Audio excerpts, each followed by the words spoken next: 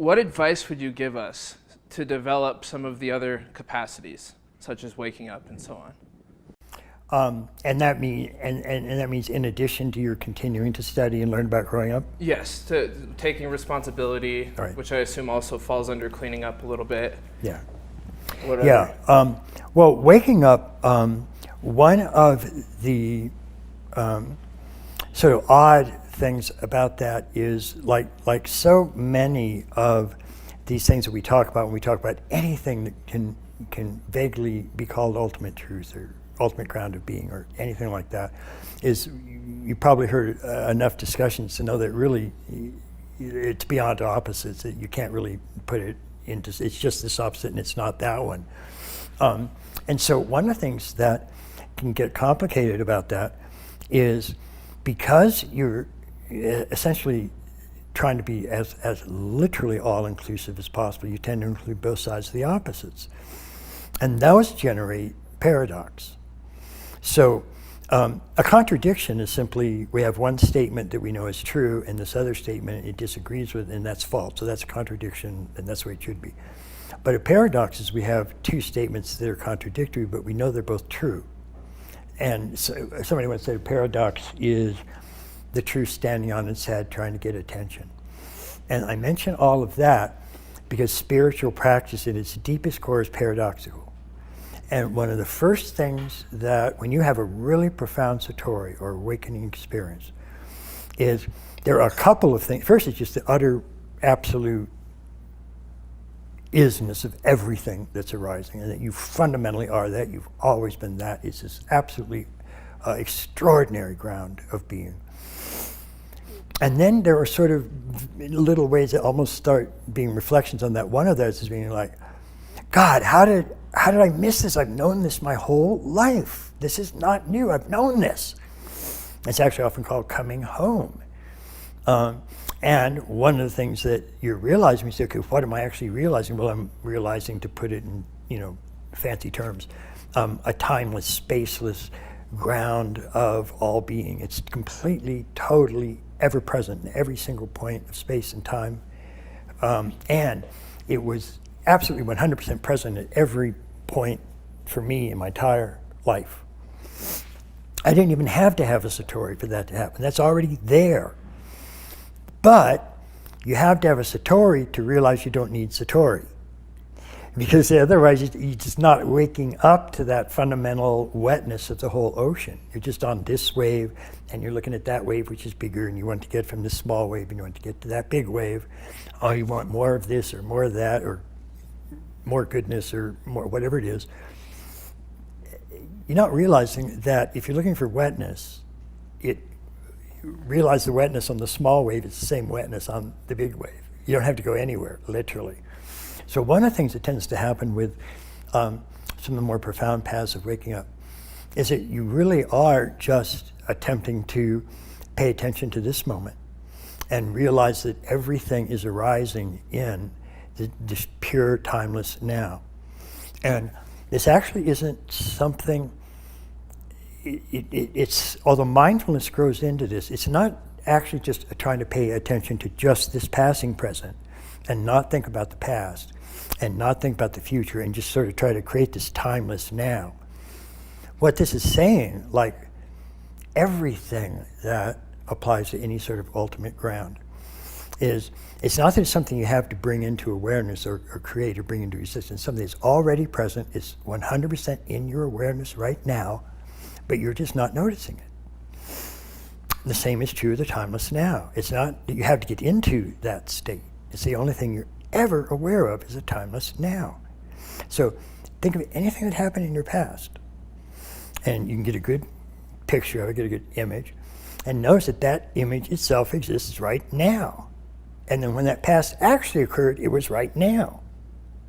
So all you're really aware of when you're doing that is a nowness, a now moment. And likewise to the future, think about anything that's going to happen. That's a thought that's occurring right now. When it actually happens, it'll be right now. The only thing you're ever actually aware of is a right nowness, an ever-present nowness. And so that's not something you have to try to get into, something you just have to recognize.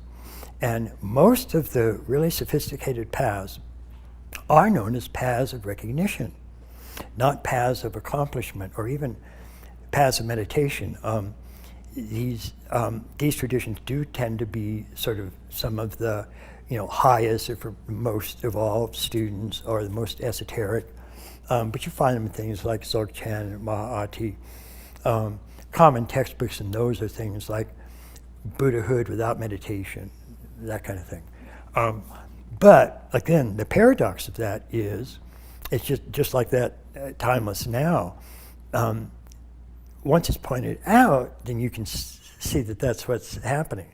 But if nobody ever pointed that out, you probably wouldn't actually notice that. You'd probably just live in the stream of time with all this past and all this future and stuff. And then some people come along and say, well, just pay attention to passing present, and try to forget all of those.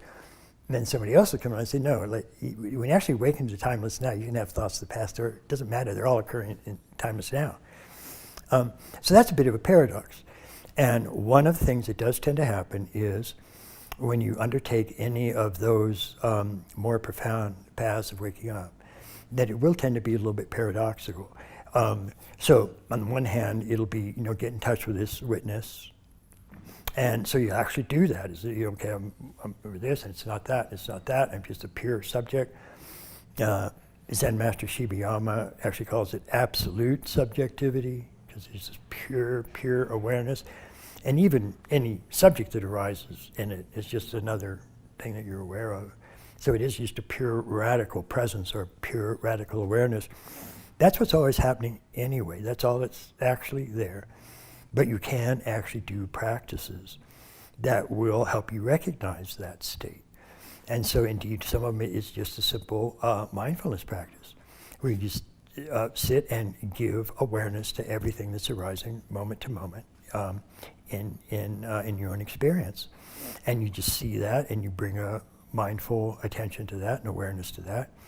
And what happens is the more you do that, and the more you do that, the more you realize that all these objects are just that. They're just objects arising in this field, and you're not any one of those. So you have sensations, but you're not those sensations. And you have feelings, but you're not those feelings. And you have thoughts, but you're not those thoughts. And you can even have illumination, but you're not that illumination. So what are you? Vast open emptiness, literally, and infinite openness and transparency, everything, pure mystery. And it's all arising in that. And the more you shift to that source of identity, then the less threatened you become by things that happen to just this one thing. Because this is just one thing with all these other things. But if you identify with just this thing versus that thing, then objects don't get long. Well, I mean, they come, they stay a while, they torture you, and they leave. That's sort of what an object's life, what it does.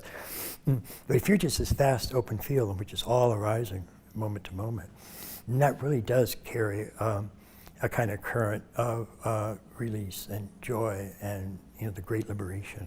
Well, thank you for. That's tremendous. I love that. And so you can actually pick up some of those kinds of practices. Yeah, even while you're growing up, taking. Yeah. Oh, yeah. Sure. Yeah. Everybody in this integral framework that I propose, all of those elements, quadrants and levels and lines and states and types, those are all occurring every moment, moment to moment to moment. So you have some of all of those happening. And that's true of states.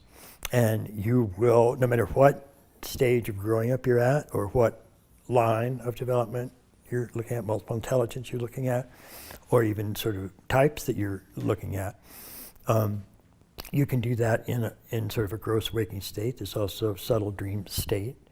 There's a deep dreamless causal state. And you're always in some of these states or another, or you're in Turiya or Turiya Theta or whatever. And so those are always arising. And you're always, if you're having any sort of mental activity at all, and you're not just in a pure, deep dreamless state, where sort of nothing really arising, you're going to have some sort of interpretation of what's happening. You're going to think about it one way or another. And the way you do that is going to depend upon the level of growing up that you're at. So even just using Gene Gebser's term, you can be interpreting your experience magically, or you can be interpreting it mythically, or you can be interpreting it rationally, or pluralistically, or integrally. And those are real, and those are present. And you'll be doing that in one or more multiple intelligences, that's present. And you can, if any type you want to use, Enneagram types, whatever your type is, you'll be interpreting it that way. So yeah, and actually one of the important things that is really, really important for people to do is indeed do these practices, waking up practices, but combine that with attention to growing up, because those are relatively independent, and you can be at almost any level of growing up and have a complete spectrum of waking up experiences.